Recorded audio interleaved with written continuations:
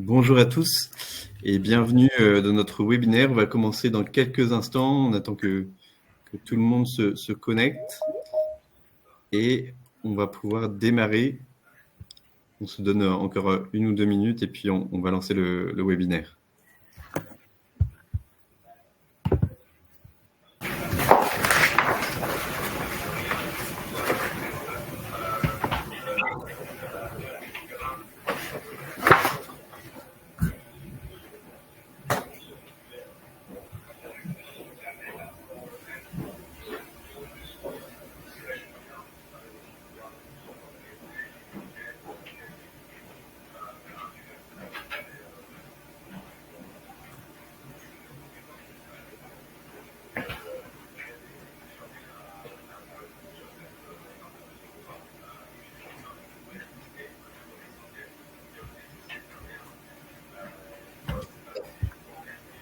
Alors, on va commencer et puis ceux qui doivent nous rejoindre nous rejoindront.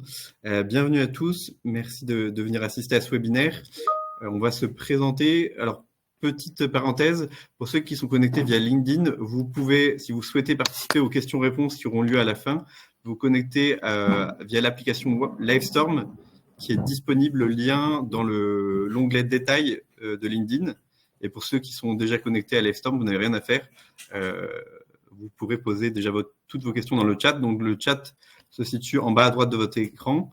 Et vous aurez également des questions qui vont s'afficher dans l'onglet sondage au cours de cette présentation et auxquelles vous pourrez répondre. Ce que je vous propose pour commencer, c'est peut-être qu'on se présente. On est 3 structures, Bartol, Burdeo et l'ESSEC, qui vont réaliser cette étude sur les compétences et la durabilité. Pour ma part, donc Louis Reynaud, je suis manager sur les sujets de durabilité chez Bartol. Bartol, c'est un cabinet de conseil en transformation généraliste qui a maintenant une vingtaine d'années d'expérience. On est 280 consultants. On a des bureaux en France, en Belgique et en Suisse. Et on travaille sur les sujets de durabilité depuis maintenant plus de 5 ans, avec un axe environnemental sur les sujets de mesure de l'empreinte carbone, l'analyse de cycle de vie, des sujets généralistes, il y a la stratégie RSE, des sujets réglementaires comme la CSRD. Et puis, on travaille aussi sur des sujets de prospective, comme ce sujet sur les compétences et la durabilité. Et on est ravis d'être avec vous aujourd'hui. Et je laisse la main à Caroline pour se présenter et présenter Burdeo. Bonjour à tous, Caroline Renoux. Donc moi je suis la fondatrice de Burdeo. Nous existons depuis 14 ans. Donc on est vraiment nous pionniers sur les sujets de RSE et d'impact. Burdeo, c'est un cabinet de recrutement et de chasse de tête spécialisé sur ces métiers. Et depuis le début, vraiment, notre vocation, c'est de participer à la professionnalisation et la mise en valeur de ces métiers. Nous avons lancé People for Impact en 2019, qui est une plateforme qui rassemble des experts freelance sur ces thématiques de sustainability. Et puis, il y a Future for Good en septembre dernier, qui est un programme qui s'adresse à ceux qui souhaitent se reconvertir ou intégrer la RSE dans leur métier. Nous sommes évidemment très engagés sur ces sujets. Alors, Louis l'a pas dit, mais Bartol est Bicorp. Nous sommes Bicorp également, société à mission. Et avec Bartol, on a eu la chance aussi de participer à la Convention des entreprises pour le climat consulting. Et je laisse la parole à Emmanuel. Votre micro est coupé. Oui. Bonjour à toutes et à tous. Moi, je suis Emmanuelle Le Nagar. Je suis professeure de marketing à l'ESSEC depuis fort longtemps et directrice académique du programme Grande École depuis un an et demi. Et alors l'ESSEC est connu pour son programme Grande École, dont j'ai la chance donc d'avoir la direction académique, mais c'est aussi un groupe, on a un portefeuille de programmes à la fois en bachelor, en master, de la formation continue également. Et les enjeux de développement durable sont vraiment au cœur de la mission qu'on a redéfinie il y a quelques années, au cœur du projet stratégique et de l'école. Et donc moi, en tant que directrice académique, je travaille sur l'intégration justement de tous ces enjeux et de toutes ces nouvelles compétences au sein du programme Grande École. Et on essaie aussi de mesurer ces éléments de compétences. Voilà. Merci beaucoup, Emmanuel. Et donc, on a été rejoint par Joël Tronchon qui va se présenter également. Bonjour à toutes et à tous.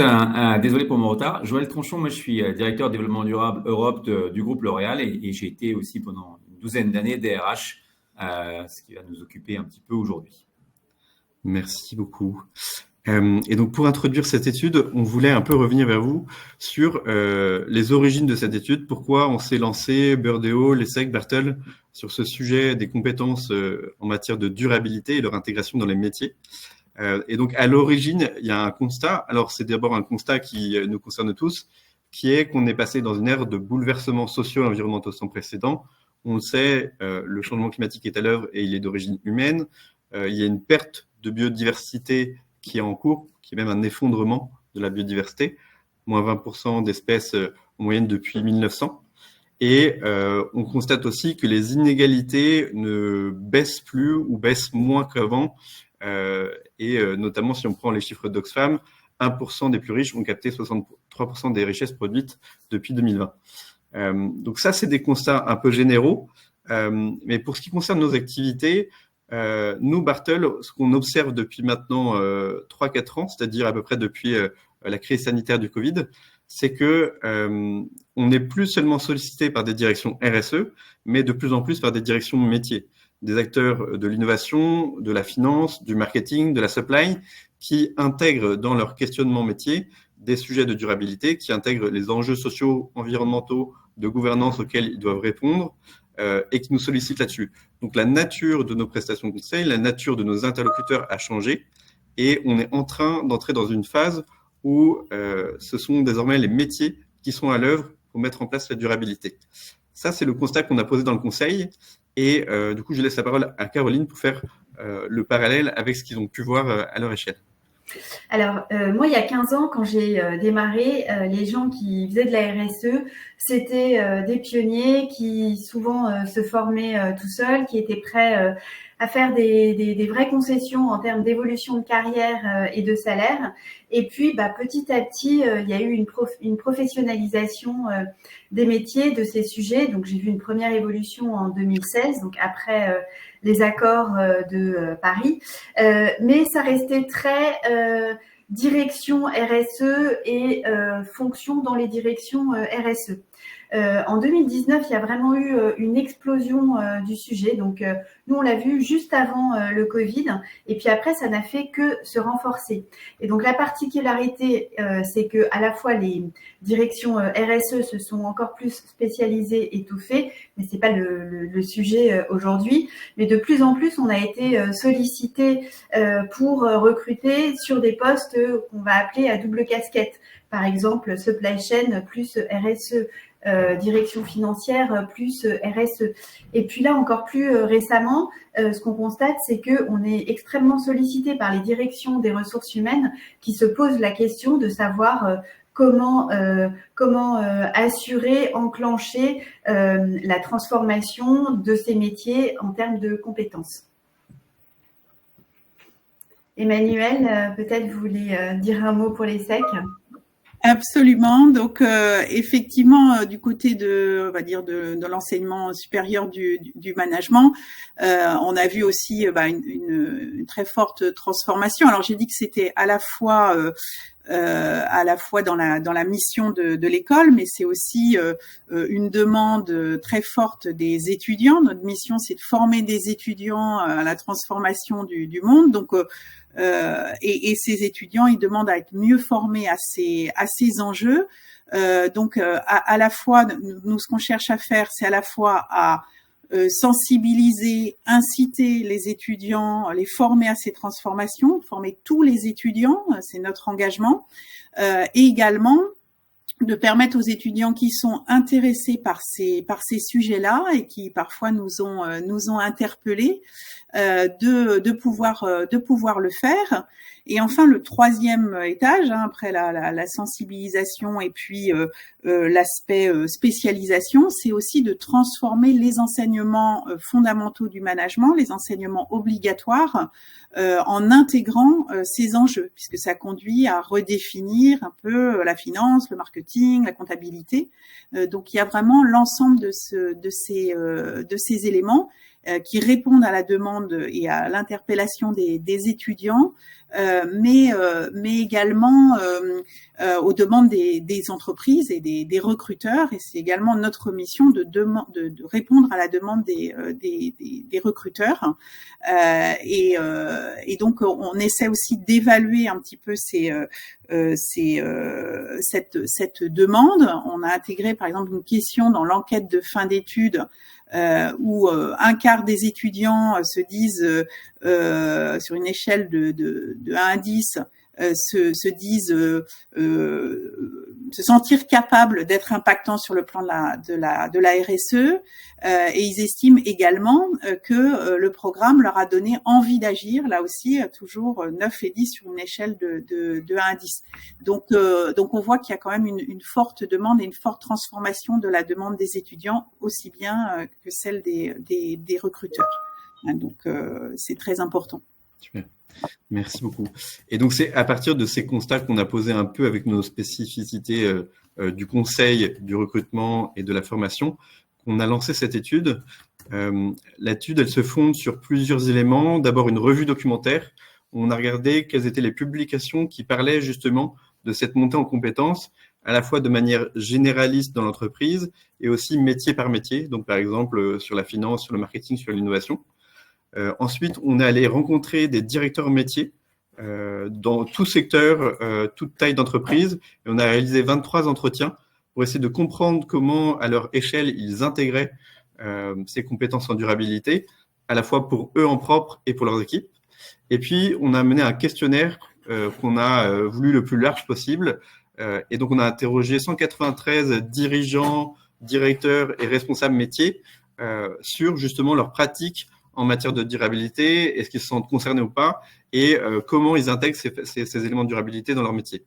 Et enfin, on est allé solliciter des experts. Alors, chez Bartol, on a des experts métiers qui sont des experts en supply, en innovation, en RH. Et puis, côté ESSEC, on a également été interrogé des professeurs qui ont intégré effectivement, comme le disait Emmanuel, dans leur enseignement, la composante durabilité et qui ont un regard à poser sur l'évolution de ces matières. Et donc, c'est à partir de tous ces éléments qu'on a bâti notre étude. Et là, ce qu'on va vous proposer, donc, c'est des enseignements qui sont à la fois généralistes et transverses sur l'intégration de la durabilité dans l'ensemble des métiers. Et puis, il y a aussi une partie qui concerne un focus métier par métier. Comme l'étude est assez longue, on ne va pas pouvoir tout vous dévoiler. Donc, on vous enverra à l'issue de ce webinaire le rapport complet et vous verrez, il y a beaucoup de matières sur les différents métiers. Ce qu'on vous propose déjà, c'est d'avoir cette vision d'ensemble sur l'intégration des nouvelles compétences dans les métiers au travers de quelques grands enseignements. Et pour l'introduire, on voudrait vous poser une question, donc à vous qui nous écoutez. Quels sont selon vous les enjeux socio-environnementaux et de gouvernance qui sont pris en compte dans votre métier? Et donc, vous allez avoir une question qui va s'afficher dans l'onglet sondage. Donc, si vous descendez en bas à droite, vous allez avoir une question qui va s'afficher notamment qui doit être là. C'est bon? Oui. Et donc, vous avez une question qui s'affiche, sont les enjeux sociaux, environnementaux et de gouvernance sont pris en compte dans votre entreprise? Et donc, la question est de savoir si oui, tout à fait, oui, plutôt, non, plutôt pas, ou non, pas du tout. Alors, normalement, il y a plusieurs questions qui s'affichent, donc il faut bien sélectionner celles qui concernent les enjeux sociaux et environnementaux. On vous laisse quelques secondes pour répondre.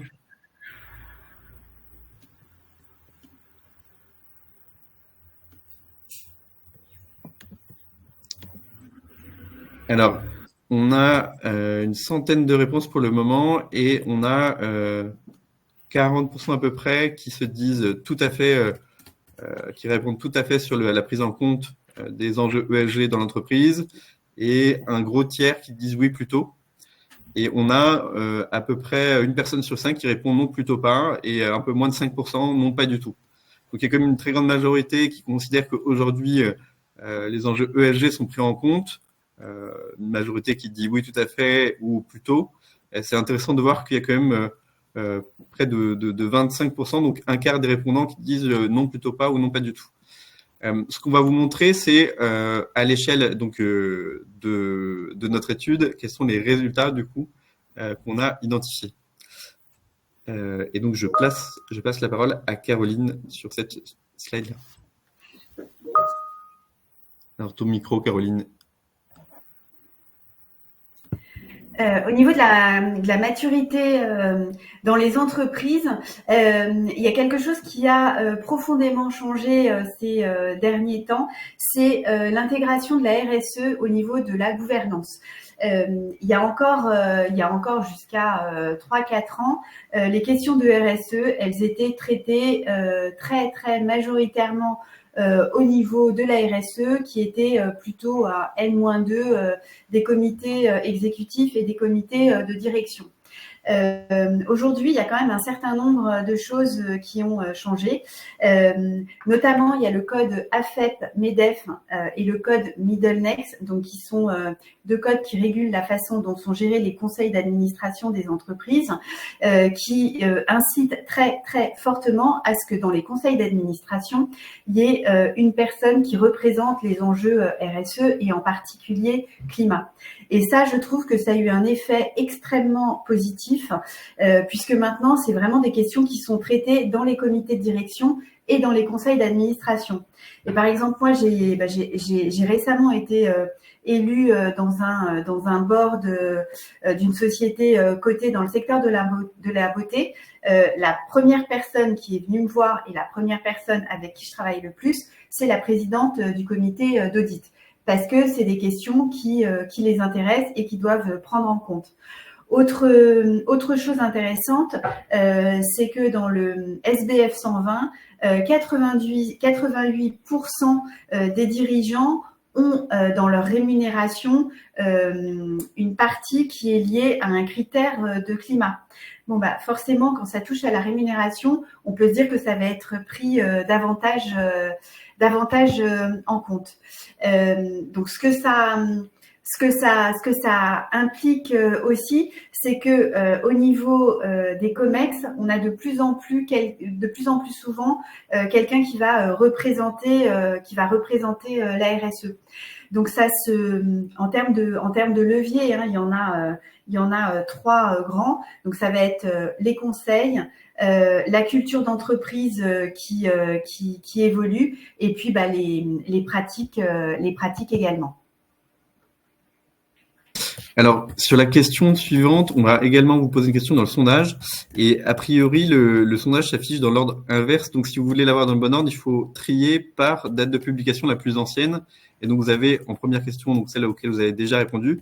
Et la seconde, donc, qui doit s'afficher, qui est par quelle dimension de la durabilité votre métier est-il concerné? Sachant que vous pouvez en choisir plusieurs. C'est une question qu'on a aussi posée dans l'étude. Et ça nous intéresse d'avoir aussi votre retour pour voir s'il y a des différences par rapport à notre panel ou si c'est globalement aligné. Donc, quels sont en gros les principaux enjeux, les principales thématiques ou dimensions qui vous concernent, vous, dans votre métier et qui sont liés donc soit à un aspect environnemental, social ou de gouvernance. On vous laisse quelques secondes.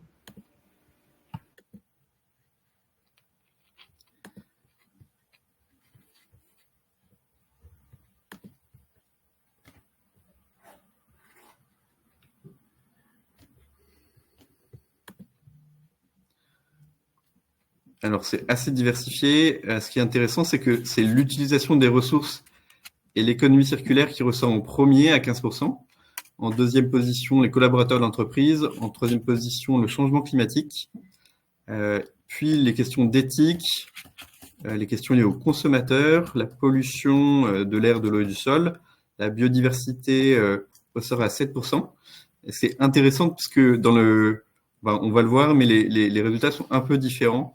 notre panel, mais donc on voit que l'utilisation des ressources et l'économie circulaire arrivent en première position. Je pense qu'on a déjà pas mal de réponses. On va pouvoir passer aux résultats. Donc nous, dans l'étude, le panel de 193 répondants, ce qui ressort en premier lieu, c'est le changement climatique, mais quasiment à égalité, effectivement, avec l'utilisation des ressources et l'économie circulaire que vous avez mis en premier. C'est très intéressant parce que le changement climatique, il y a maintenant une maturité du sujet, notamment parce que les médias traditionnels s'en sont emparés, parce que les acteurs publics en parlent de manière régulière, qu'il y a un phénomène de mise en avant de ce sujet climat, et parce qu'on en voit aussi les conséquences très concrètes en termes d'événements extrêmes climatiques qui sont déjà à l'œuvre. Et pourtant, effectivement, ce sujet de l'utilisation des ressources et de l'économie circulaire, il ressort de manière assez forte. Et ça, c'est un constat qui est assez nouveau, qui a moins de 3-4 ans selon nous, et qui est lié à la convergence d'un enjeu environnemental, donc préserver les ressources et préserver le plus possible ce que la Terre, l'océan et l'ensemble des écosystèmes naturels peut nous donner comme ressources nécessaires pour que nous puissions vivre. Donc une conjonction environnementale et une convergence économique, puisque en fait, avec la crise sanitaire, on a connu des pénuries de certains matériaux, par exemple le bois. Avec le déclenchement de la guerre en Ukraine, on a connu une inflation sur les prix de l'énergie. Le prix du blé a également augmenté.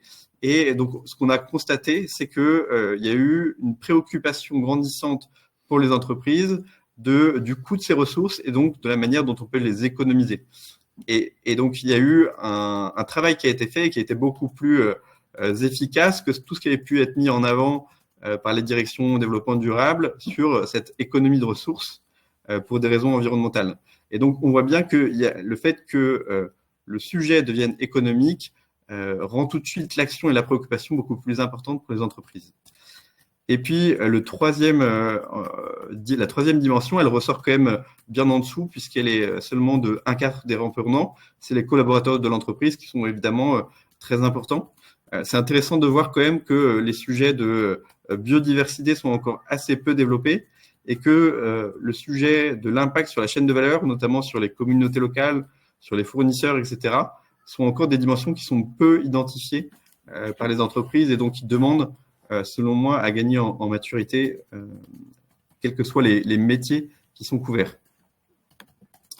Ce qu'on voit aussi, c'est que les entreprises, elles agissent pour différentes raisons sur ces sujets de durabilité. Alors, il y a évidemment parfois une démarche volontaire et la majorité des répondants, 53%, ont répondu que c'était une volonté de contribuer à la durabilité, donc de manière volontaire. Il y a une deuxième dimension qui est la volonté personnelle des collaborateurs. On sait que les collaborateurs sont de plus en plus engagés et poussent de plus en plus l'entreprise à changer leur manière de fonctionner pour intégrer ces dimensions ESG. Et puis, il y a la réglementation qui est pour nous un des principaux moteurs de cette transformation durable des entreprises, qui est particulièrement contraignante en France et en Europe. Et on voit que 41% des répondants ont dit que c'était effectivement ces contraintes légales et réglementaires qui étaient un élément déclencheur de la prise en compte des sujets de durabilité. Enfin, sur la manière, sur dont les compétences doivent être mobilisées, ce qu'on constate, c'est que la première compétence qui doit être mobilisée selon les personnes qu'on a interrogées, c'est la caractérisation de l'impact. C'est savoir comprendre de quoi on parle quand notre organisation a un impact, que ce soit un impact social ou environnemental. Et donc, pour le comprendre, entre guillemets, il faut pouvoir le mesurer. Donc, en fait, derrière la caractérisation, il y a l'enjeu de la mesure d'impact. C'est quelque chose qui se pose en deux volets. Il y a la dimension de la connaissance, de la compréhension de qu'est-ce que ça veut dire émettre des gaz à effet de serre et la question de combien concrètement j'émets de gaz à effet de serre avec mon entreprise. Ça, c'est la première compétence à mettre en œuvre. Et la deuxième compétence qui est logiquement associée, c'est la réduction de l'impact. Une fois que j'ai fait mon bilan carbone et compris quelles étaient mes émissions et qu'est-ce que ça avait comme impact au niveau environnemental et même au niveau de la santé, au niveau potentiellement du développement de mon entreprise, qu'est-ce que je fais pour réduire cet impact? Et donc, identifier des plans d'action, mettre en place des trajectoires de décarbonation, etc. Donc, c'est le deuxième type de compétence. Et le troisième type de compétence, il est vraiment intéressant et c'est pour nous un élément assez spécifique à ce sujet de la durabilité, c'est l'engagement des parties prenantes. On est dans un thème qui typiquement demande une forme de transversalité au sein de l'entreprise, donc engager différents services au sein de l'entreprise pour agir sur la durabilité, mais aussi engager ses parties prenantes dans sa chaîne de valeur, en amont, en aval, ses clients, ses fournisseurs, et également peut-être les communautés locales, les acteurs publics ou des startups, des ONG qui vont travailler avec nous sur cette réduction de notre empreinte environnementale ou cette maximisation de l'impact positif qu'on peut avoir vis-à-vis de l'ensemble de notre écosystème. Donc, c'est vraiment intéressant. Là, on se pose à l'échelle de l'ensemble des métiers. C'est vraiment ces compétences-là qui ressortent en premier. Vous verrez dans le rapport final, on a détaillé ces compétences par type de métier. Et donc, les compétences qui ressortent en priorité selon la supply, l'innovation, la finance ne sont pas les mêmes, évidemment, parce qu'il y a des sujets qui sont vraiment spécifiques au métier. Et ça, vous les retrouvez dans l'étude. Alors, je passe la main sur la question de comment vous êtes-vous formé aux enjeux de la durabilité. Alors.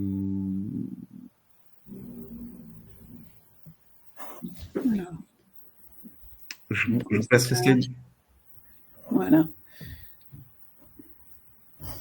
Ah, pardon, je vous passe la main juste après, Emmanuel. J'ajoute juste quelques éléments sur cette slide. Alors, comment, en fait, concrètement, on monte en compétence sur le sujet de la durabilité? Alors, il y a 3/4 des répondants qui nous ont dit qu'ils le faisaient de manière via une démarche personnelle. Donc, une démarche personnelle, c'est quoi? C'est des lectures, c'est assister à des conférences, faire des MOOC, c'est assister à des colloques. Donc, c'est vraiment une démarche personnelle. Ça veut dire que ça ne vient pas de l'entreprise, c'est le collaborateur qui va lui-même chercher l'information. Le deuxième moyen, la deuxième modalité, c'est la formation continue. Donc là, c'est les RH notamment qui poussent cette formation aux collaborateurs. Ça peut être aussi directement les métiers qui vont organiser les formations continues. Et le troisième moyen, qui est intéressant sur lequel on reviendra, c'est le fait de collaborer avec des pairs ou de collaborer avec les parties prenantes. Et on fera un focus particulier parce qu'on pense que c'est une modalité qui est vraiment intéressante et qui est assez spécifique, là encore, à la durabilité.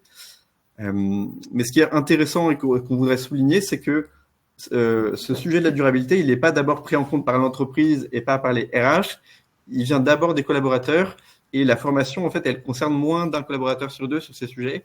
Donc, ce qu'on voit, ce qu'on constate, c'est qu'il y a une forme de déficit en termes de proposition de formation de la part de l'entreprise et qu'il y a encore du chemin à faire pour permettre à tous les collaborateurs d'être à minima sensibilisés et, si ce n'est, de monter en compétence sur des hard skills qui doivent être intégrés dans les métiers. Alors, je vous passe cette fois-ci la parole, Emmanuel, excusez-moi. Merci Louis. Donc en fait là il y a un focus dans l'étude sur les formations initiales et donc en fait la question qui était posée là c'est autour en fait de l'intégration de la durabilité dans les formations initiales selon le niveau d'expérience, donc soit supérieur à 5 ans, soit inférieur à 5 ans. Donc, ce qu'on voit là, c'est que pour les répondants qui ont une expérience professionnelle qui est supérieure à 5 ans, en fait, seulement 29% ont été formés à la durabilité dans le cadre de leurs études, alors que ça monte à 65% des répondants ici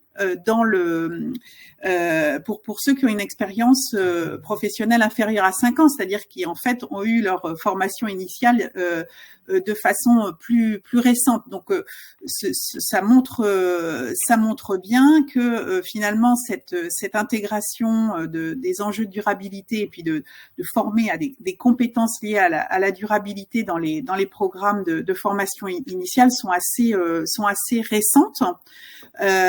Donc il y avait aussi un petit sondage sur nos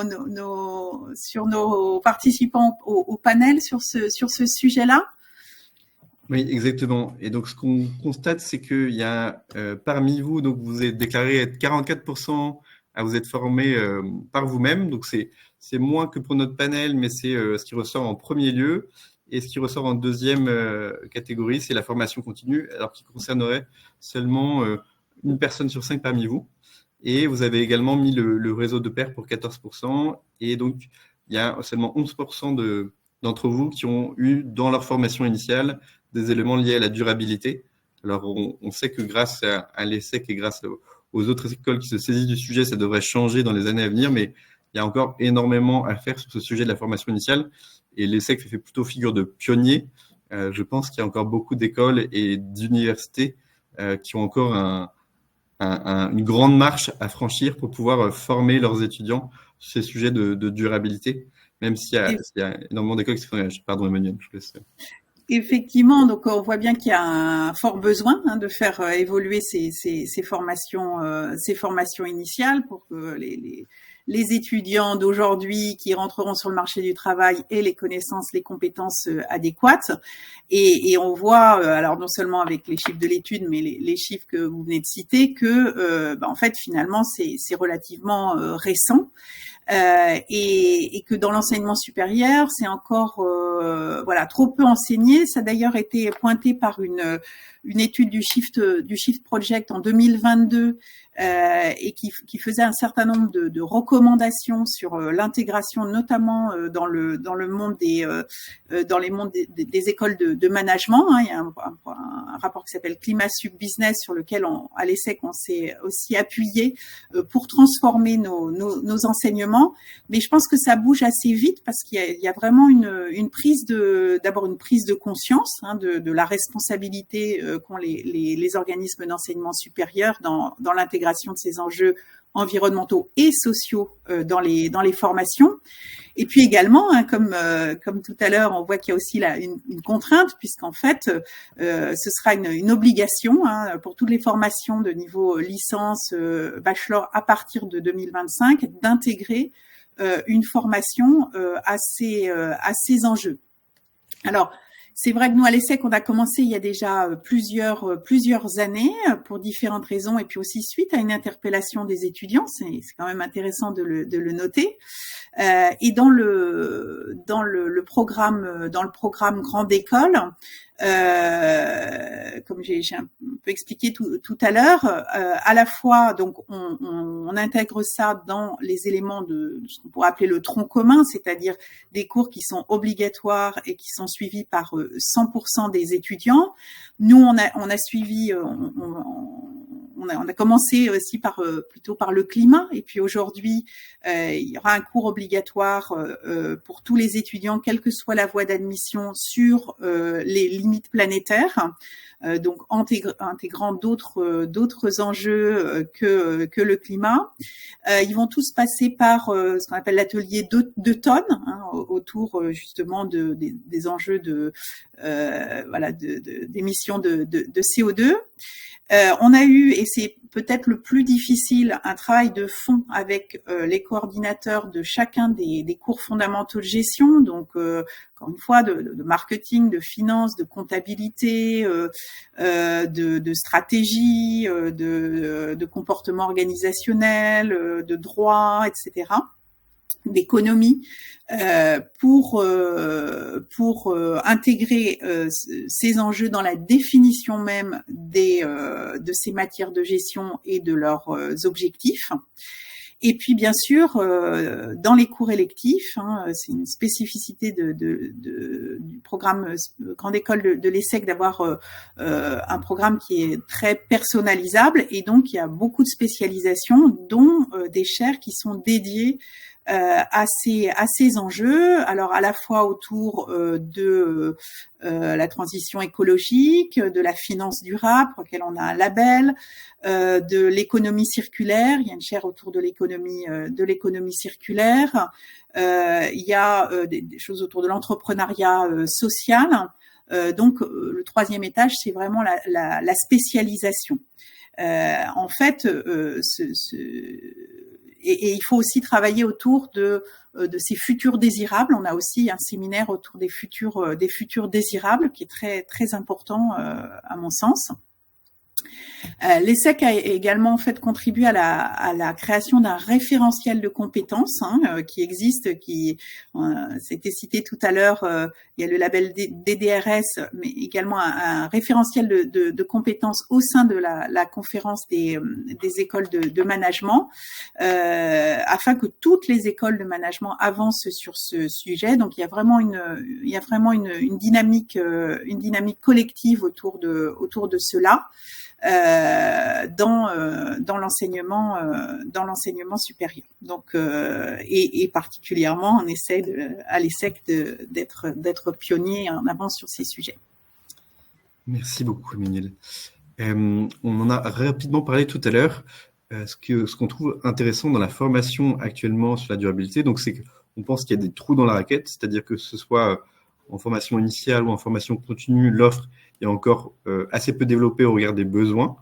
Et donc, ce qui a émergé et qui nous intéresse beaucoup, c'est ce fameux échange entre pairs qu'on appelle aussi peer learning en anglais. Et il se situe à plusieurs niveaux dans l'entreprise. D'abord, entre services d'une même entreprise. On a vu, par exemple, dans le cadre de nos missions, un service RSE travailler avec la direction de la R&D et de l'innovation sur ce sujet de l'innovation durable. On a la chance d'accompagner plusieurs entreprises sur les sujets de CSRD et on voit que la direction financière et la direction RSE sont obligées de travailler main dans la main sur ce sujet du reporting extra-financier. On voit aussi, dans certains cas, la RSE et les achats travailler ensemble sur les sujets d'achat durable. Bref, il y a une forme de synergie et d'hybridation de savoir-faire entre services qui est en train de se mettre en œuvre dans l'entreprise et donc de monter en compétences réciproques qui est vraiment très profitable au sein de l'entreprise. Ça, c'est le premier niveau. Le deuxième niveau, c'est quand les entreprises vont chercher leurs parties prenantes, qui peuvent être leurs clients, leurs fournisseurs, mais aussi les acteurs du territoire, les acteurs publics, des startups qui travaillent sur des sujets qui sont proches des leurs et qui vont mobiliser leurs connaissances pour travailler sur des problématiques environnementales, sociales, par exemple, auxquelles elles doivent faire face. Et le troisième niveau, c'est les pairs qui sont hors de l'entreprise, donc un directeur marketing qui va travailler avec un directeur marketing de notre entreprise sur le sujet du marketing durable, par exemple. Ça, c'est au niveau des métiers, mais on l'a aussi au niveau sectoriel. Par exemple, on a l'Institut de la finance durable où on voit des acteurs de l'investissement, notamment impact, qui vont travailler ensemble sur la définition de l'investissement impact. Et puis, on a des groupes de pairs qui sont plus au niveau transverse et généraliste, au travers de réseaux comme Bicorp, comme le Mouvement Impact France, comme le Global Compact, réseau auquel on adhère et donc dans lequel on observe qu'il y a de nombreux groupes de travail qui se créent et où des acteurs de l'entreprise, des directeurs métiers vont travailler sur des problématiques qui les concernent, sur des thématiques liées au climat, liées à la biodiversité, liées aux ressources, et ils vont échanger entre pairs. Et donc ça, c'est vraiment quelque chose qu'on trouve qui est assez spécifique, parce que la montée en compétences en durabilité, vraiment assez spécifique à notre sujet, et qui est beaucoup incité par à la fois le manque d'offres de formation, encore une fois, mais aussi parce que le sujet en lui-même est un sujet qui se développe beaucoup, où la connaissance augmente sans cesse et où les acteurs qui sont en première ligne, ce ne sont plus ni les acteurs de la formation, ni forcément les experts, mais les acteurs qui ont les mains dans le cambouis, donc les directeurs métiers qui doivent, par exemple, faire face à une problématique de décarbonation de la supply chain. Et donc, c'est en fait l'expertise est créée par le réseau des pairs et se partage beaucoup entre entreprises. Et la Convention des entreprises pour le climat, dont parlait Caroline tout à l'heure, c'est tout à fait cet exemple-là d'entreprises qui se regroupent pour travailler ensemble sur des problématiques auxquelles elles vont être confrontées en tant qu'acteurs économiques et qui vont réfléchir ensemble aux moyens collectivement de travailler sur ces solutions. Et donc, on voit des concurrents travailler ensemble pour trouver des solutions communes à des problèmes environnementaux et sociaux. Et je laisse donc Joël compléter, qui avait aussi un témoignage sur ce sujet-là. Merci Louis. Oui, en effet, ce que rappelle Louis, c'est qu'en fait, ce qui justifie aujourd'hui qu'on se penche beaucoup et on investit beaucoup de temps sur on va dire les formations apprenantes entre pairs, c'est tout simplement parce qu'en gros, on va chercher maintenant le comment faire. C'est-à-dire que le why et le what en développement durable, ils sont assez identifiés. On sait ce qu'il faut faire, on sait pourquoi. Ça, c'est des grandes sensibilisations. On a tous fait 3 ou 4 fresques. Tout le monde a été formé. On y reviendra tout à l'heure. Mais sur le how, sur le comment on fait dans mon métier et comment j'opère le changement vers la transition durable et juste.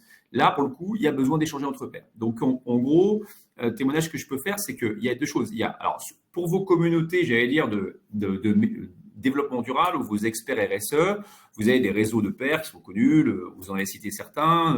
Il y a les collèges du développement durable et le C3D qui est quand même un endroit où vraiment maintenant on a vraiment toute la palette de la PME, la TPE jusqu'au grand groupe et sous tous ces angles. Donc il y a des réseaux spécialisés entre pairs dans lesquels il y a beaucoup de groupes de travail et des actions communes, puisque en gros dans ces réseaux entre pairs, bien sûr on échange des bonnes pratiques, mais c'est surtout qu'on construit ou co-construit ensemble des actions communes. Donc, et ça peut même, je prends l'exemple d'autres réseaux de métiers, l'exemple par exemple dans le cadre d'un réseau qui s'appelle Circulaire dans l'économie circulaire, on a ce qu'on appelle des fabriques. Donc, on a en fait des pairs de multisecteurs. Donc, on se retrouve avec ses concurrents et d'autres secteurs d'activité, quel que soit son métier, et on peut construire des démarches en R&D, en marketing durable, en packaging, et on va créer des coalitions ou des consortiums en commun. C'est-à-dire qu'au-delà on apprend ensemble et on s'échange des bonnes pratiques, c'est qu'on crée des choses et on lance des initiatives communes, concrètes, pour changer nos business models. Et ça va même plus, donc c'est de la formation-action en fait, hein. Ça va plus loin que ça. Et puis il y a aussi d'autres éléments, puisqu'il y a une personne de l'ESSEC, Emmanuel, il faut aussi utiliser les chaires académiques, et nous on est partie prenante de la chaire économie circulaire de l'ESSEC avec Essilor Luxottica et avec Bouygues, et à l'intérieur de la chaire, au-delà de tout l'intérêt de la chaire et du contenu, on y retrouve aussi des pairs avec lesquels on peut échanger et apprendre. Donc, il faut aussi lire les chaires aujourd'hui académiques comme des éléments de benchmark et d'apprentissage commun avec des pairs. C'est extrêmement intéressant, en tout cas, et tout ça se fait en plus dans un cadre sécurisé.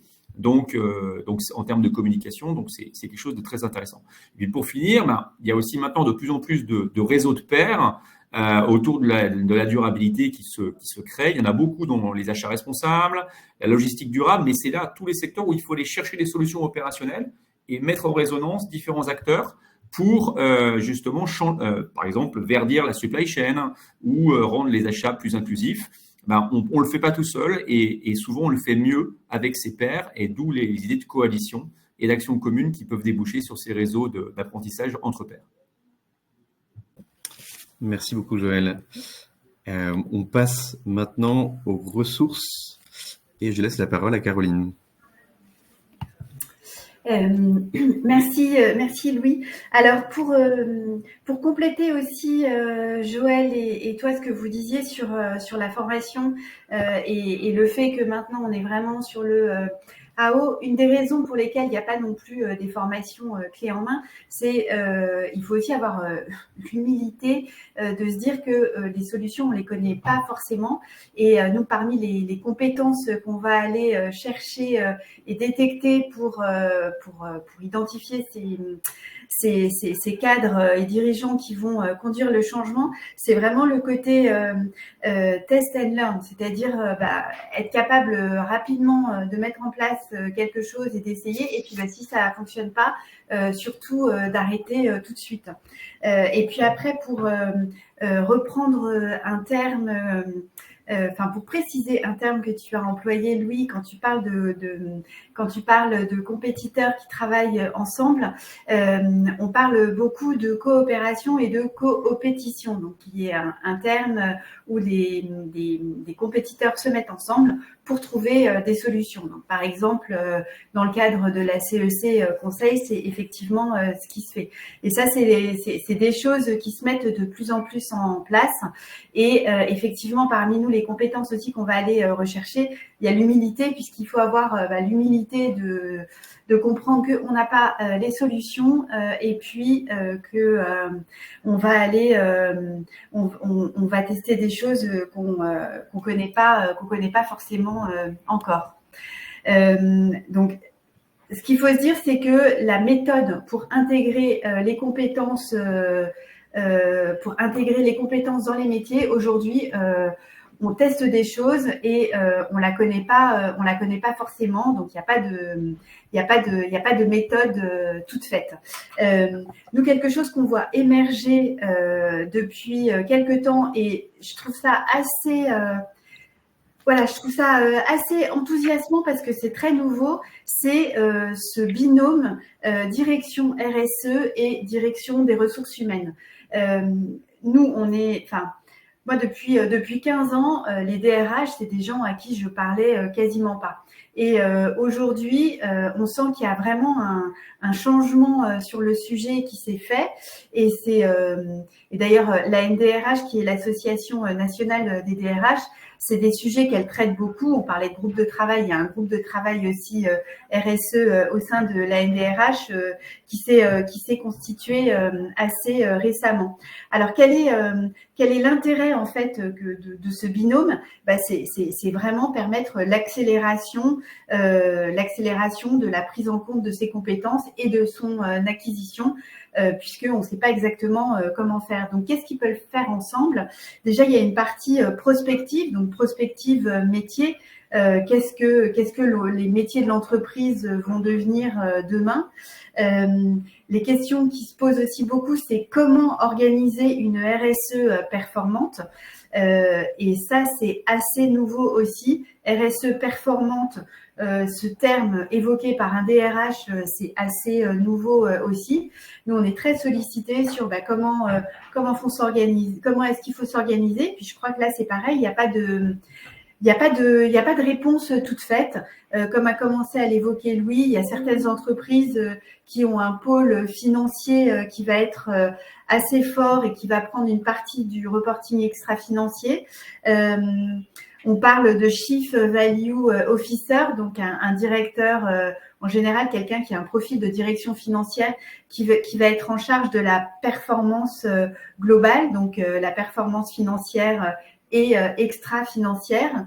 À l'inverse, récemment, j'ai rencontré une entreprise qui s'organise différemment, où là, l'objectif, c'est d'avoir au même niveau de périmètre, de responsabilité, d'influence, une direction financière et une direction extra-financière, en disant, voilà, c'est bien cette saine compétition entre les deux. Troisième sujet, la formation, donc ça on en a parlé. Le quatrième, qui est un point essentiel et un point clé, c'est l'évaluation de la performance des collaborateurs. Parce que les collaborateurs, si on continue à les évaluer de la même façon sur le chiffre d'affaires qui rentre ou la baisse des coûts, on va pas réussir à intégrer la RSE. Donc là-dessus, le RH, le RSE, avec leur technicité à tous les deux, vont pouvoir créer des nouveaux modèles performants. Et puis, il y a l'intégration dans les salaires, alors que en général, plutôt dans la rémunération variable. On l'a vu au début, ça commence à se faire beaucoup pour les dirigeants. Il y a un certain nombre d'entreprises qui commencent à le faire au niveau des comités de direction, au niveau des managers. Et ça, c'est aussi une composante essentielle pour faire avancer ces sujets et participer à la professionnalisation. Et dernier point, puisqu'on a parlé des clubs de pairs. Donc, au niveau des DRH, moi, il y a deux initiatives que je trouve intéressantes. Donc, la NDRH, où vous avez un groupe de travail RSE, et puis le club de la transformation positive de Spark News, où on anime avec eux spécifiquement aussi un club pour les DRH. Et puis, je te redonne la parole. Joël, est-ce que tu voulais aussi intervenir sur cette partie lien entre RH et RSE, puisque tu as eu un peu la double casquette toi aussi? Ouais, mais je pense qu'il est central. Il est central. En fait, si on prend la chaîne, j'allais dire, des ressources humaines, ça commence par le recrutement. On travaille étroitement chez L'Oréal avec nos équipes RH, notamment sur le campus management, puisqu'en fait, comme la RSE est un outil d'attractivité énorme aujourd'hui des jeunes diplômés, et pas que des jeunes d'ailleurs, de tous les futurs collaborateurs, on travaille sur les contenus. quel message, qu'est-ce qu'on donne comme preuve concrète de nos actions RSE. Donc, le recrutement, c'est central. Après, ce que disait Caroline, il y a aussi tout l'aspect carrière. L'aspect carrière, je pense que on travaille, nous, en ce moment, beaucoup avec nos ressources humaines, à la fois pour structurer les nouveaux métiers qui sont des métiers émergents en construction, les nouveaux métiers de la RSE. Donc, quel parcours de carrière, quelle formation, on y reviendra tout à l'heure, mais aussi comment aussi on arrive à mettre de la RSE dans les job descriptions, dans les évaluations, dans les objectifs individuels et collectifs des différents métiers. Pas que, parce que si la RSE reste entre spécialistes, ça ne marche pas. Donc, comment on arrive à décentraliser et à plugger la RSE dans les différents métiers. Et c'est aussi comment on peut proposer des parcours de carrière à des gens issus des achats, du marketing, de la finance, qui viennent faire un parcours dans les métiers de développement durable et après qui reviennent polliniser le métier. Et donc ça, c'est vraiment un travail qu'on est en train de faire avec les RH. On regarde les différentes mobilités possibles et on organise de manière très RH terme les parcours de carrière des gens. Ça, c'est quelque chose d'extrêmement intéressant si on veut que la DRSE descende dans l'ensemble des métiers. Puis enfin, un dernier sujet, c'est pour les RH, les RSE est extrêmement intéressant parce que c'est un outil de désilotage et de transformation. C'est par définition un outil transversal, la RSE, et souvent, c'est utilisé par les RH qui ont compris comment ça marchait, pour une transformation d'organisation, parce que ça désilote énormément les choses. Vous ne pouvez pas prendre une problématique RSE qui concerne un seul métier. Souvent, ça implique toute une chaîne et c'est très transformateur. Très clair. Merci beaucoup. Ça fait le lien avec, du coup, ce qu'on voulait vous dire un peu dans l'un des derniers points, c'est que cette démarche de monter en compétence des métiers sur la durabilité, elle s'organise, elle doit être structurée, elle doit être planifiée, elle doit être graduelle, pour permettre d'assurer cette montée en compétences et la pérennisation aussi de ces compétences. Et donc, pour nous, il y a 3 étapes. La première, c'est de déterminer la stratégie d'intégration des compétences en durabilité. Ça signifie se poser la question des enjeux de durabilité auxquels l'entreprise doit répondre et donc des besoins en compétences que l'entreprise doit acquérir. Ça veut dire faire la cartographie des compétences existantes et aller chercher les compétences qui nous manquent. Aller les chercher, ça veut dire quoi? Ça veut dire soit former effectivement les collaborateurs en ayant recours à des acteurs externes ou en construisant en interne les formations lorsqu'elles n'existent pas en externe. Ça peut être aussi aller chercher ponctuellement des expertises qui peuvent venir du conseil, mais aussi d'experts spécifiques sur la biodiversité et le climat, quand ce sont des compétences dont on va avoir besoin de manière régulière, mais à faible intensité.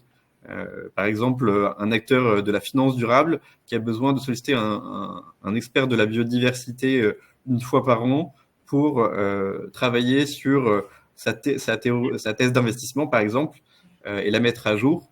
Il n'aura pas forcément besoin d'intégrer cette compétence en interne. Donc, il y a un certain nombre de compétences qui peuvent être externalisées en fonction de leur niveau d'importance, de leur niveau stratégique pour l'entreprise et aussi la fréquence à laquelle elle doit être sollicitée. La deuxième phase, une fois qu'on a identifié les compétences à intégrer et qu'on sait comment le faire, c'est d'organiser cette montée en compétences. Et effectivement, il va y avoir le sujet de la formation et donc du binôme RH-RSE qui vont devoir évidemment être sollicités et travailler ensemble pour travailler sur ce plan de compétences, sur ce plan de formation. Et ce qu'on a dit un peu tout au long de ce webinaire et qui me semble important, c'est que la formation, ça ne va pas forcément être devant son ordinateur et écouter pendant 3 heures quelqu'un qui parle en visio. Ça peut être du learning by doing, donc le fait d'être concrètement mis face à des cas concrets, des cas pratiques, et donc de devoir se débrouiller à partir d'éléments théoriques qui ont été transmis en amont. Ça peut être des éléments de vie ma vie ou de shadowing où on fait passer un collaborateur dans plusieurs services pour qu'il comprenne les enjeux de durabilité de plusieurs métiers. Ça peut être aussi de la formation-action, Joël en a parlé. Et puis, c'est ce peer learning dont on a parlé aussi, le fait de travailler avec ses pairs. Ce qu'on voit, et ce que Caroline a rappelé aussi, c'est qu'il y a énormément de solutions qui n'existent pas aujourd'hui, et donc elles sont à inventer. Et donc, ça veut dire qu'il faut non seulement inventer le fond de ce qu'on va dire pour les collaborateurs sur les sujets de durabilité, même si la littérature commence à être abondante, mais il faut aussi inventer la forme et donc sortir peut-être aussi des cadres traditionnels de la formation où il y a une personne qui explique et d'autres qui écoutent plus ou moins activement. on voit que cet enjeu de monter en compétence sur les différents sujets de durabilité va beaucoup se faire par l'action et de plus en plus. Et ça, c'est aussi transformant pour l'ensemble de l'entreprise et pour la manière dont les RH vont aussi penser la formation sur d'autres sujets. Et enfin, donc, la troisième partie, c'est assurer la pérennité des compétences. Une fois qu'on a intégré des compétences qui sont précieuses sur la durabilité, comment on fait en sorte d'assurer leur pérennité, c'est-à-dire de faire du knowledge management. Imaginez que vous avez un expert très pointu dans votre équipe sur un sujet climat et qu'il s'en va. Comment s'assurer que avec son départ, c'est pas le savoir qui part avec lui, c'est pas la compétence qui part avec lui.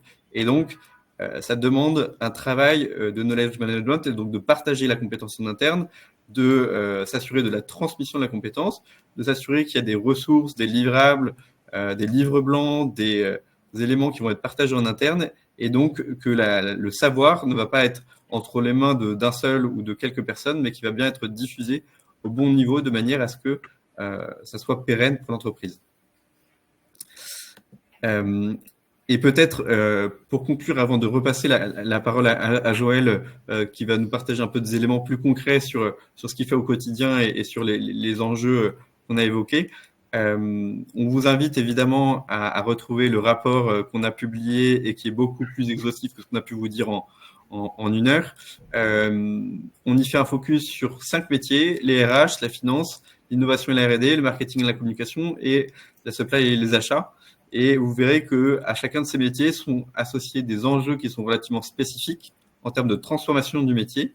Et on a identifié aussi des compétences qui sont spécifiques à ces métiers. Et donc, vous allez retrouver tous ces éléments-là. On peut malheureusement pas rentrer dans chacun des métiers parce que ça nous prendrait beaucoup de temps. Mais c'est évidemment des sujets qui vont être centraux et sur lesquels on va continuer à travailler, continuer à se nourrir. Mais voilà, on pense que ces 5 métiers-là, ils sont particulièrement intéressants. Ils sont particulièrement au cœur de cette transformation positive qui est en train de vivre l'entreprise. Et on a des pistes d'action, de réflexion qui sont donc proposées dans ce rapport. Voilà, j'en dis pas plus, je vous laisserai le découvrir. Et du coup, je passe la parole à Joël pour qu'il nous donne un peu plus son témoignage de manière plus approfondie. Merci Louis.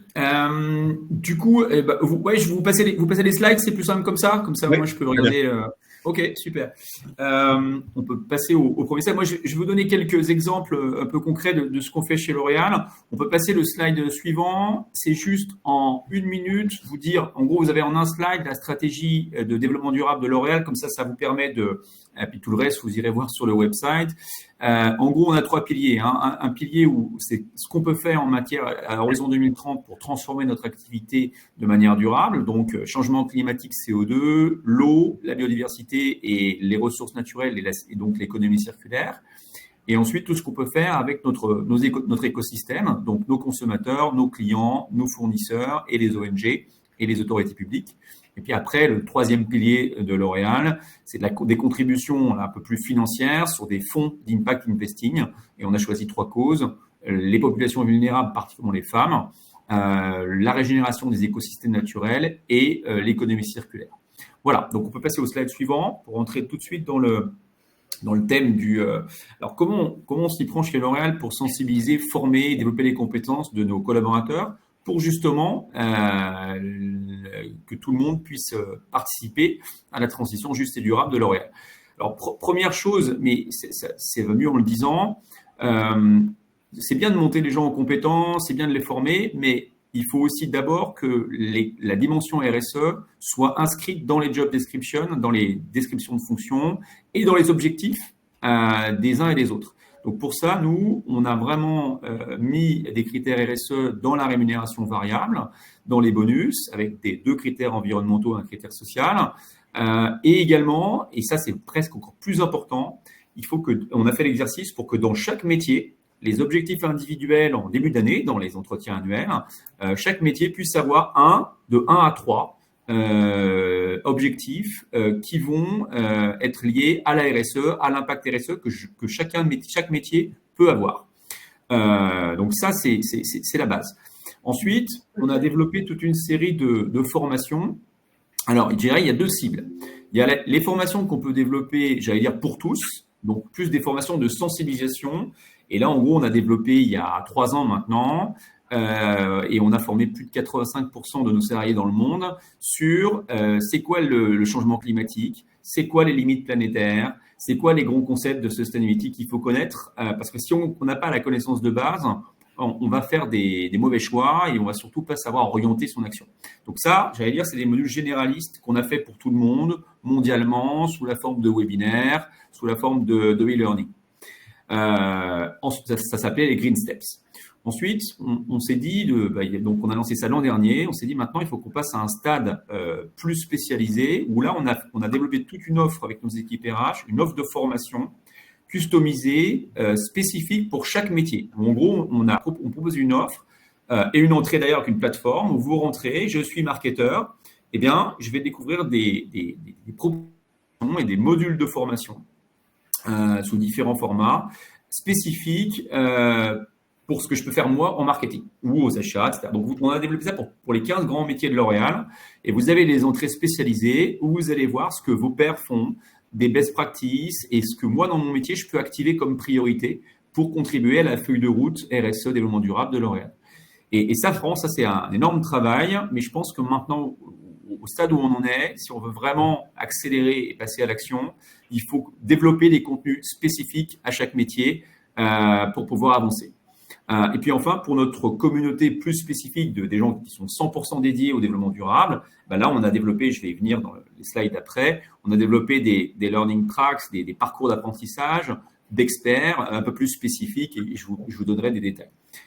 Et puis, on s'appuie également, on ne fait pas tout en interne, on fait beaucoup. Donc, tout ce que je viens de vous montrer là, Green Step, Going Sustainable Together, ce sont des modules qu'on a fait en interne. Par contre, on s'appuie aussi sur des partenaires.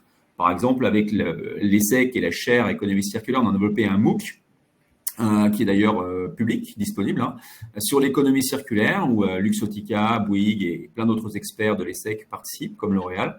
Donc, on utilise beaucoup les MOOC aussi pour former nos collaborateurs.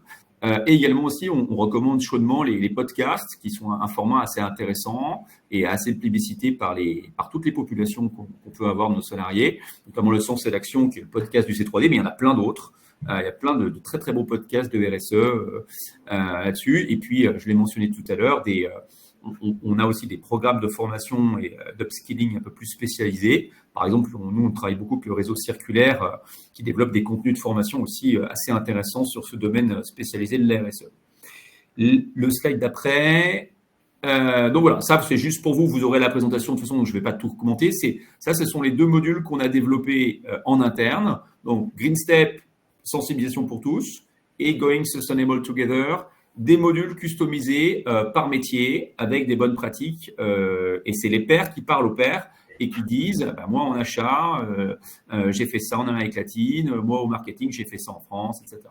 Voilà, next slide. Là, vous avez pareil, un petit peu alors là, vous avez quand même le détail de la profondeur de la formation. À l'heure actuelle, donc, c'est fixé un objectif pour le déploiement de ces modules métiers de sustainability de 90% de notre population mondiale formée. Donc, c'est colossal. On en est déjà à 81% en Europe. Donc, c'est des modules qui sont vraiment plébiscités. Et c'est pas des modules qui sont très, très longs. C'est des modules qui peuvent faire 45 minutes. Donc, c'est pas non plus quelque chose qui est un énorme investissement en temps. Et puis, vous pouvez après aussi vous intéresser et faire le module d'un autre métier, transversal à celui que vous occupez. Le slide suivante. Voilà, donc là, vous avez les différents contenus et formats. Donc, ça prend la forme d'un portail, ce module Going Sustainable Together pour les métiers. C'est un portail dans lequel vous avez des e-learning interactifs, des webinaires, des vidéos et des ateliers pratiques entre pairs. Donc, vous avez plein de formats différents qui vous sont proposés, mais vous avez vraiment une entrée, c'est filtré par métier, c'est-à-dire que si votre métier est identifié dans la base de notre outil de e-learning, et on sait que l'outil vous reconnaît, sait que vous travaillez en marketing, donc il va vous pousser et vous proposer un contenu spécifique à votre métier. Donc, c'est vraiment customisé en fonction de votre métier. Ça ne vous empêche pas de faire les autres, mais en tout cas, par défaut, on vous propose des contenus spécifiques à votre métier. Ensuite, next slide. Alors, voilà, là, vous avez... on a bâti après un programme un peu plus spécifique pour, j'allais dire, les gens qui sont vraiment des experts ou qui veulent, en tout cas, devenir des experts du développement durable en interne. Donc là, vous voyez qu'on s'appuie sur différents formats On a des formats donc pour notre communauté de sustainability, des formats sur les soft skills, donc beaucoup de choses sur le project management par exemple, puisque c'est aussi un outil de transformation la RSE, donc il ne faut pas oublier les soft skills, c'est très important. Mais c'est des programmes customisés en fonction de nos problématiques de développement durable. Et puis, on s'appuie aussi sur des formations externes. Donc, on travaille avec Cambridge sur le Business Sustainability Management Certificate pour des gens qui rentrent dans le métier et qui veulent avoir un socle solide de connaissances. On travaille également aussi à des masterclass. Donc, ça, c'est vraiment tous les mois. On prend un sujet, par exemple la décarbonation, par exemple l'eau et la biodiversité. Et on a tous les experts du groupe, plus des pairs, qui viennent expliquer aux autres comment on peut s'y prendre. Et ça, c'est tous les mois. Et j'ai dire, toute la communauté mondiale est invitée à participer à ces modules de formation. Enfin, en tout cas, on a aussi on propose également des modules de formation après, un peu plus spécialisés, avec des certificats, donc avec des formations externes en fait, pour des gens qui veulent avoir un diplôme au bout de quelques années en sustainability, un diplôme certifiant. Et là, on travaille avec différentes universités et grandes écoles. Voilà un petit peu le message que je voulais vous... Et la slide d'après, pour terminer, mais je l'ai dit tout à l'heure dans mon propos sur les réseaux d'entre pairs, donc je n'y reviens pas. Peut-être l'idée à retenir là, c'est que, bien sûr, on propose des formations pour nos salariés, que ce soit les métiers ou les spécialistes de la RSE, mais on se met maintenant à proposer des formations aussi pour notre écosystème. Et l'exemple le plus parlant, c'est on a développé tout un portail Internet de contenu pédagogique pour la décarbonation, pour baisser l'impact carbone de nos fournisseurs, parce qu'on s'est aperçu qu'en fait, on n'arriverait pas à baisser notre scope 3 en matière de réduction carbone sans l'appui des fournisseurs, et pour ça, il fallait les aider. Et pour les aider, rien de mieux que de présenter les bonnes pratiques, comment on s'y prend, et de développer leurs compétences. Et donc, nos fournisseurs stratégiques ont accès de manière confidentielle à tout un portail dans lequel vous avez toutes les bonnes pratiques de la décarbonation qui ont été éprouvées chez L'Oréal. Et tout ça, c'est partagé de manière libre. Et c'est vraiment l'idée clé, c'est vraiment d'embarquer dans cette montée en compétences tous vos stakeholders, toutes vos parties prenantes, et au premier chef, vos fournisseurs qui n'ont pas tous la taille de L'Oréal et qui, du coup, ont quelquefois des difficultés à faire cette transition écologique.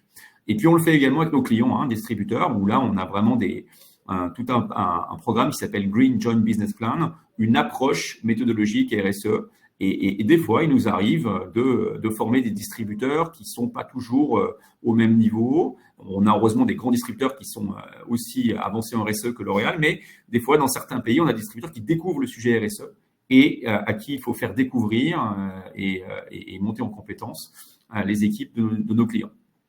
Voilà ce que je peux vous dire sans être trop long, sauf si j'ai encore quelques minutes, mais sinon, questions-réponses, j'imagine. Voilà, exactement. Merci voilà. beaucoup, Joël. Merci beaucoup. C'est très clair. Joël, ouais, très clair. Et très concret. Ce qu'on vous propose maintenant, c'est de répondre à vos questions. Donc, vous avez la possibilité de les poser directement dans le chat. Et je crois que certains d'entre vous en ont déjà posé. Donc, je vais demander à Maude de nous rejoindre pour nous partager les questions qui ont déjà été identifiées. Oui, absolument. Bonjour tout le monde. Et d'abord, peut-être pour rebondir sur le propos de Joël, il y avait une question sur la façon dont vous mesurez l'impact de tous les programmes que vous mettez en place, donc tous les changements au niveau de la sensibilisation. Est-ce qu'il y a des changements de comportement que vous mesurez? Voilà, en global, comment vous mesurez votre impact? Eh ben, je peux me lancer. Alors, nous on est... Moi, on le mesure de manière très simple, c'est qu'on le mesure sur combien de personnes on a dans les task force ou dans les tribes. On a plein de groupes de travail en fait, et on mesure le succès de toutes les actions de formation et de sensibilisation qu'on a fait en amont par l'engagement de toutes les populations, de tout le monde, les métiers, les gens qui ne sont pas experts en RSE, dans les projets RSE. Donc, ça c'est assez concret. Et on a vu très clairement que depuis qu'on a mis en place ces formations métiers, qu'est-ce que je peux faire moi dans mon métier, avec notre module Going Sustainable Together, on a beaucoup plus de gens qui maintenant s'inscrivent dans les task force, des appels à projets qu'on fait en interne, où on dit on a besoin de tous les métiers pour craquer ce business model-là, qui en est. Et on a des gens qui arrivent, non seulement ils sont formés, Ça nous évite de le faire. Et en plus, ils ont compris qu'ils pouvaient agir dans leur métier grâce au module de formation. Voilà. Très clair. Caroline, tu veux compléter ou... Alors, oui, j'en profite. Oui. On a aussi des enquêtes, c'est le truc plus classique. On a des enquêtes d'engagement de nos collaborateurs dans lesquelles on a des questions spécifiques sur le développement durable. En gros, est-ce que vous êtes suffisamment formé ou conscient des enjeux? Est-ce que votre entreprise vous a bien expliqué la stratégie? Est-ce que vous l'avez comprise? Est-ce que vous y contribuez? Donc, on le mesure aussi via des enquêtes classiques d'engagement. Ok, très clair. Mais je pense qu'il y a plusieurs niveaux pour mesurer ces impacts de la formation. Et effectivement, le premier, c'est le fait que les gens s'inscrivent aux formations, qu'ils les réalisent, que leur niveau de connaissance, de compétences ou même de sensibilisation change au travers de ces formations. Et puis, effectivement, l'engagement est un critère majeur. Et ensuite, ce qui va pouvoir être mesuré, c'est le caractère transformatif de ces formations. Est-ce que ça change les pratiques concrètes des métiers? Est-ce que ça, Joël, c'est quelque chose sur lequel vous travaillez déjà chez L'Oréal sur comment les métiers changent avec ces compétences? Tout à fait. Ouais, ça c'est tout à fait ça. Et on a fait un exercice assez long, il n'y a pas très longtemps, pour voir justement. Alors, l'écueil là-dedans, c'est de ne pas noyer chaque métier en leur disant qu'ils sont responsables de tous les engagements de développement durable. En fait, ça marche pas. On noie tout le monde. Les gens disent, oh, il y a 25 priorités, le social, l'environnemental, le carbone, la biodiversité. Si tout le monde fait tout, personne ne fait rien. Donc, ce qu'on a fait, c'est tout un travail où on a travaillé avec les ressources humaines sur chaque métier. Quels sont les maximums entre 1 à 3 critères, objectifs principaux, quels sont dans mon métier les sujets RSE sur lesquels je peux avoir le plus de contributions, où je peux vraiment faire un effet de levier. Et je pense que c'est très important que chaque entreprise, et c'est pas d'ailleurs, c'est différent d'une entreprise à l'autre, chaque entreprise puisse faire ce travail-là pour digérer un petit peu l'ensemble de l'agenda développement durable et pouvoir allouer des priorités d'action, maxi 3, pour chaque métier, en disant, toi, ton question majeure, elle doit être là-dessus, et donc, je vais mettre dans ta job description, je vais te proposer des formations adéquates, et je vais aussi te mettre des objectifs individuels de performance sur ces sujets-là. Mais il ne faut vraiment pas noyer les métiers. Et c'est un peu le gros problème du moment, c'est la complexité de tout ce qu'on a à faire en même temps. Mais il faut quand même faire des choix et prioriser. Très clair, merci beaucoup. Maud, une autre question? Oui, alors l'un des points qui a été pas mal souligné dans la présentation de la stratégie de L'Oréal, c'est sur la question de l'intégration d'objectifs RSE dans les feuilles de route de chaque personne. Alors peut-être je vais me tourner vers Caroline pour que tu nous dises d'un point de vue plus macro, est-ce que c'est des pratiques qui se développent dans de nombreuses entreprises? Si oui, comment ça fonctionne, un peu dans la finesse de ce que tu peux observer de façon plus macro? Alors, au niveau de l'intégration d'objectifs RSE dans les rémunérations, donc c'est principalement dans la rémunération variable. Hein. Comme je le disais tout à l'heure, il y a quasiment tout le SBF 120 et l'ensemble du CAC 40. Donc, les dirigeants ont un critère qui est lié à la RSE dans leur rémunération variable. Et le plus souvent, c'est autour du climat. Donc ça c'est le verre à moitié plein. Pour le verre à moitié vide, c'est que ça concerne quasiment uniquement que le dirigeant et que si on regarde les performances, ils ont tous performé super bien sur la baisse des émissions de gaz à effet de serre en 2023. Donc après ça dépend comment on définit les critères, mais ce que je trouve intéressant, c'est que culturellement, pour le dirigeant qui est quand même à la tête de la stratégie et du déroulé, ce soit un enjeu qui soit pris là. Après, dans les conseils d'administration, moi, je parlais des présidents d'audit, des présidents des comités d'audit qui s'intéressent de plus en plus à ces questions. Mais moi, j'ai de nombreux échanges aussi avec les présidents des comités nomination et rémunération qui se posent la question de comment mettre une rémunération variable pour le dirigeant et l'ensemble des dirigeants qui soit le plus en accord avec la réalité et ce qui soit possible de faire. Et puis après, il y a un certain nombre d'entreprises qui restent assez pionnières sur le sujet, qui ont mis des critères. Alors, il y en a un certain nombre qui utilisent participation et intéressement pour mettre un critère, donc qui va concerner vraiment l'ensemble des collaborateurs. Il y en a d'autres, c'est au niveau des managers. Et puis récemment, j'ai pu échanger avec un directeur RSE qui m'expliquait, alors c'est une ETI, il y a quelques milliers de personnes, qui m'expliquait que chaque année, il y a un rendez-vous, dans le rendez-vous d'évaluation, à un moment donné, il y a quelqu'un de la RSE qui vient et il y a un objectif RSE avec une prime en face et une évaluation qui est faite à la fin de l'année. Donc, c'est des choses qui commencent... C'est des choses qui commencent à se faire et ça fait partie, on parlait du peer learning. Bon, bah, typiquement, là, dans nos cercles de DRH, c'est beaucoup ces sujets qui sont évoqués aujourd'hui. Et pardon, si vous voulez peut-être un peu plus de détails il y a une étude qui a été faite par l'IFA, l'Institut français des administrateurs, qui détaille un peu plus la façon dont ces critères sont mis dans les rémunérations des dirigeants. Merci Caroline. Maud, je te laisse continuer. Oui, alors ensuite, on a plusieurs questions qui touchent plutôt à la partie des collaborations, parce que c'est vrai il est question dans l'étude des sujets d'aller chercher de l'expertise en externe, de collaborer avec différents types d'acteurs. Et donc, on a eu plusieurs questions sur les collaborations avec des acteurs gouvernementaux, non gouvernementaux et les collaborations potentiellement avec des startups qui apportent aussi potentiellement un surplus d'innovation.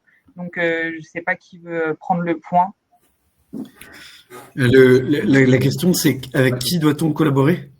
Non, c'est plutôt de comprendre si c'est pas avec qui on doit, mais c'est plutôt ce qu'il en est dans l'état des lieux et comment ces différents acteurs gouvernementaux, non gouvernementaux, start-up peuvent être aussi des vecteurs d'innovation sur les sujets transition. Moi, je vais essayer d'apporter une première réponse un peu générale et peut-être que Joël, tu pourras compléter pour L'Oréal. Mais il y a un premier niveau qui est alors une collaboration qui est plus de l'ordre de la prestation, qui est de faire venir des experts ou des consultants pour travailler sur ces sujets-là. Après, sur les collaborations proprement parlées, on va, selon les types d'acteurs, ça va être un peu différent. Par exemple, sur les sujets R&D, innovation, il y a une appétence qui est plus forte sur les sujets du monde académique et donc notamment peut-être sont davantage sollicités sur ces sujets-là. Je pense que sur la partie supply chain qui sont très, très concernés par les enjeux climat, les collaborations vont être beaucoup avec des acteurs qui agissent pas les collaborateurs, avec des acteurs qui agissent spécifiquement sur ces thématiques-là. Sur la partie finance, les collaborations vont être davantage portées sur des acteurs qui sont capables d'apporter une expertise, enfin une double expertise sur la partie intégration du reporting extra-financier notamment.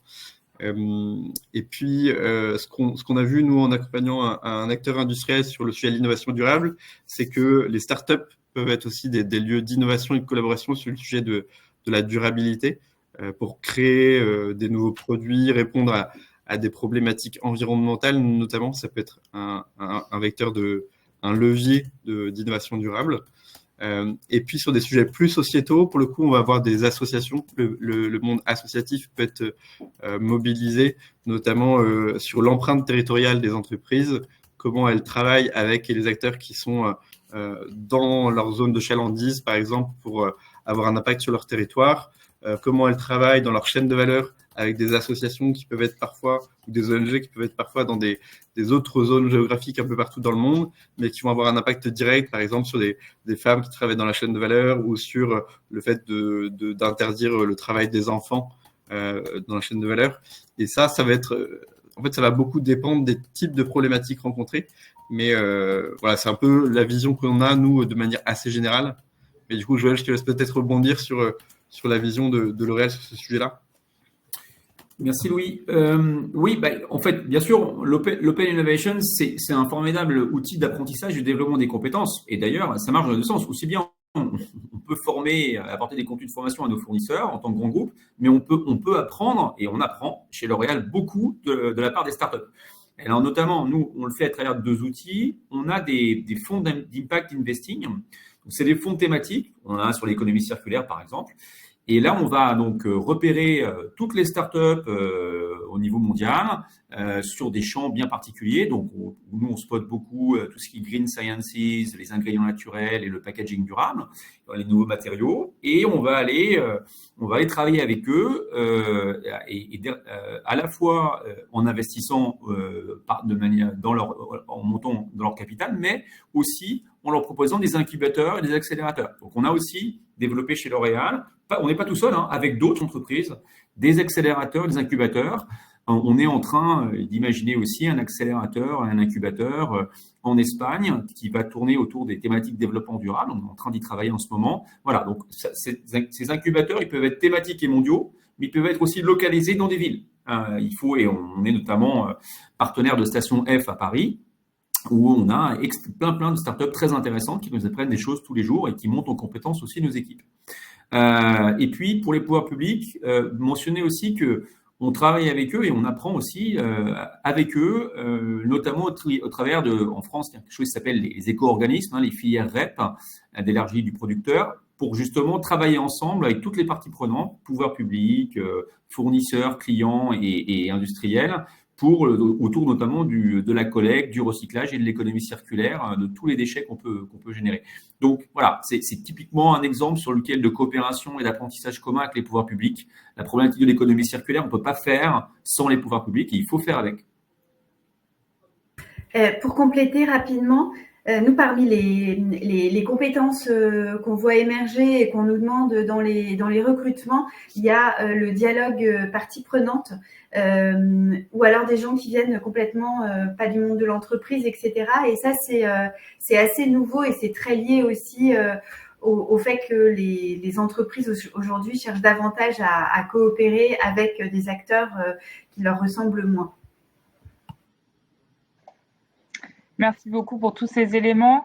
Alors ensuite, on a une question évidemment sur les freins qui sont rencontrés dans la mise en place de ces... Alors c'était une question spécifique pour Joël, mais je pense qu'après on pourra l'élargir à Caroline et Louis également, sur les freins qui sont inhérents à la mise en place de toute votre politique développement durable.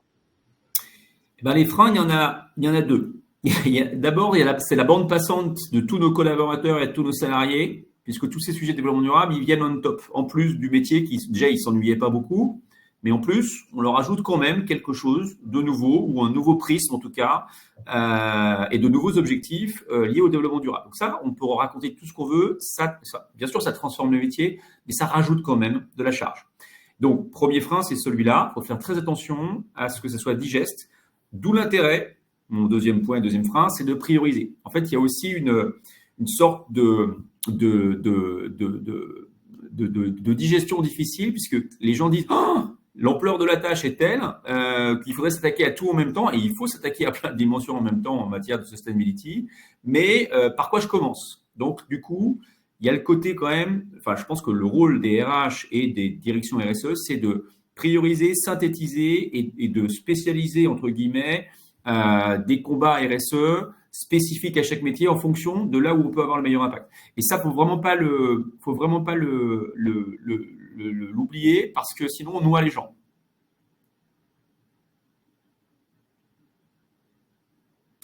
Très clair. Après, je pense qu'il y a des entreprises qui sont un peu moins matures. Je suis même sûr des entreprises qui sont un peu moins matures que L'Oréal sur ce sujet. Alors, je pense que dans les jeunes générations et dans les entreprises qui ont une dimension internationale, les sujets de durabilité sont de mieux en mieux intégrés. Pour des ETI, des PME qui ont des moyens moindres, la durabilité peut avoir un peu un aspect punitif ou réglementaire. Alors, notamment, on a beaucoup vu ces derniers temps dans les médias et de la part de certains lobbies du CSRD bashing sur le fait que c'était quelque chose qui allait alourdir le travail des entreprises, notamment des PME, des ETI, qu'elles n'avaient pas les compétences pour traiter ces sujets. Et donc, il peut y avoir une réticence à monter en compétences de la part de certains acteurs parce que elles voient le sujet d'un point de vue de la contrainte.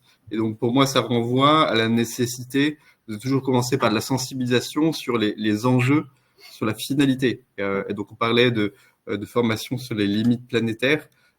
Ça peut être ce sujet-là, ça peut être reprendre les enseignements du GIEC, ça peut être travailler à partir de la théorie du donut, mais il y a un enjeu à rendre palpable les problèmes auxquels vont être confrontées les entreprises, y compris les PME, et à comprendre que c'est un intérêt qui n'est pas seulement pour les autres, mais aussi pour l'intérêt propre de l'entreprise, de travailler à sa transformation positive et du coup d'intégrer ses compétences, parce que à moyen et long terme, c'est des questions de pérennité du modèle économique qui sont en jeu.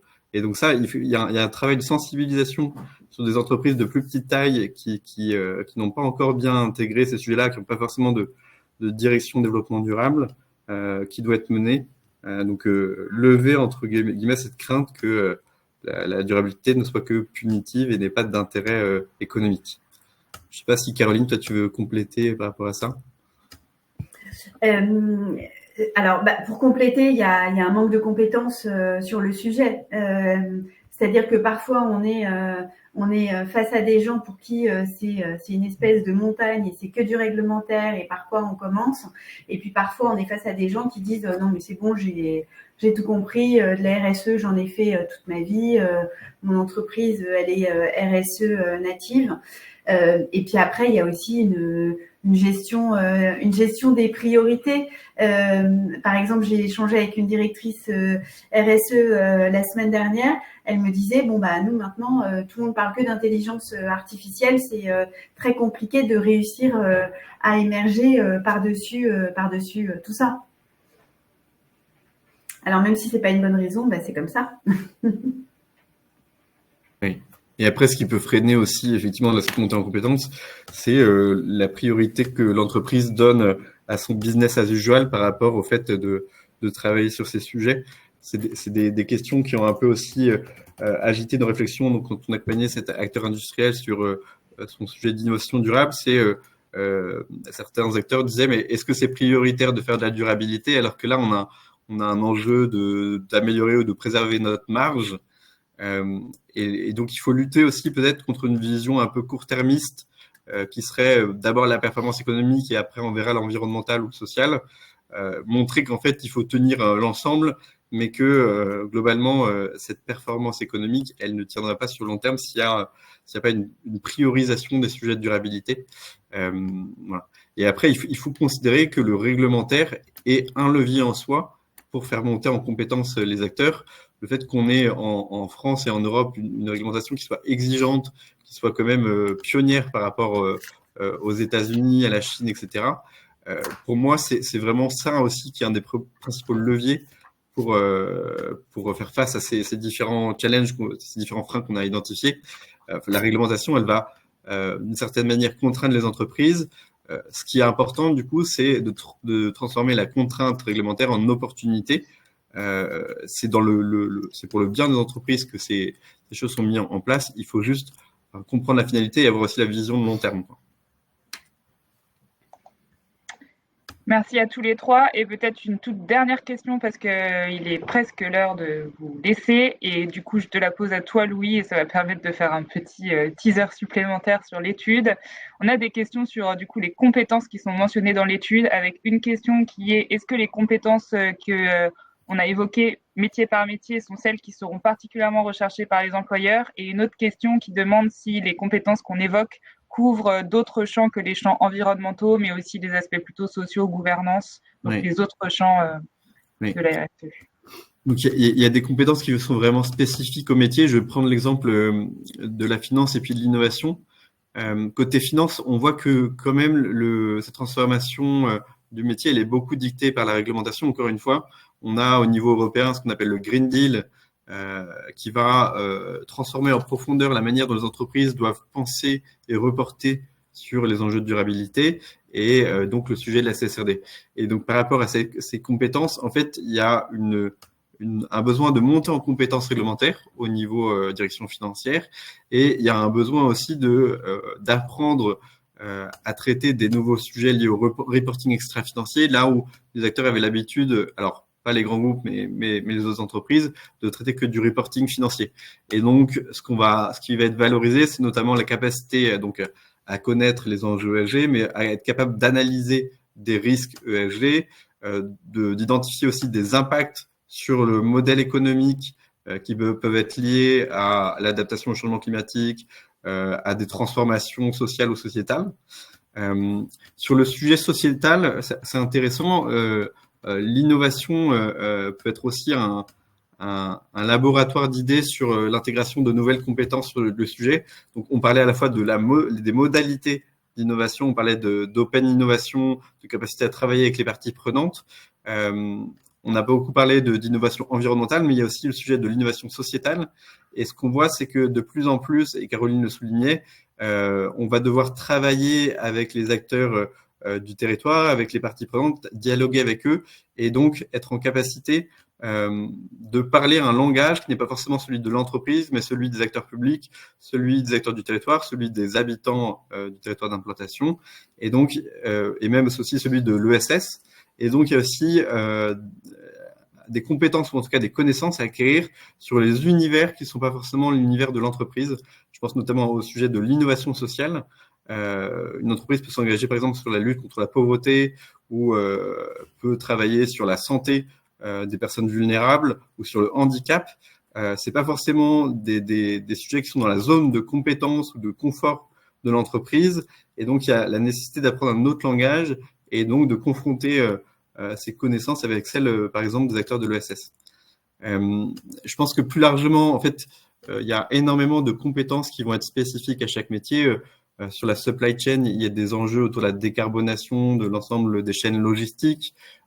Sur les RH, on va avoir des enjeux d'adapter des postes de travail à un environnement où il fera plus 3 degrés. Et donc, comment on fait des plans de continuation d'activité et on s'assure que les collaborateurs peuvent travailler dans des conditions décentes avec des séquences caniculaires qui vont être de plus en plus fréquentes. Il y a énormément de compétences. Encore une fois, vous allez retrouver dans le rapport qu'on a fait, qui va vous être envoyé du coup à l'issue de ce webinaire. Voilà. Peut-être juste pour conclure, je voulais remercier tous ceux qui ont participé à cette étude, Burdeo et l'ESSEC qui ont été notre partenaire depuis le lancement il y a quasiment 1 an. Joël qui a voulu se prêter à l'exercice et qui nous a donné vraiment des éléments très concrets sur comment une entreprise peut aller très loin en termes de maturité sur cette intégration des compétences. Et puis, tous ceux qui ont travaillé dans l'ombre, alors ce serait un peu trop long de les citer, mais ils sont nombreux côté Bartel, Burdeo et ESSEC. Et puis, tous ceux qui ont aussi répondu à nos questions en entretien, en questionnaire. Vous avez été très nombreux, merci beaucoup. On reste à votre disposition. Vous avez nos contacts qui seront partagés avec le rapport. Et puis, on vous remercie tous chaleureusement pour votre présence aujourd'hui sur ce beau sujet qui, je pense, n'a pas fini de nous faire réfléchir, de nous faire avancer. Et merci. Surtout, il y a plein de super opportunités professionnelles sur ces sujets. Exactement, tout à fait. Bonne journée. Merci beaucoup à tous. Merci à tous, au revoir. Une excellente journée. Au revoir.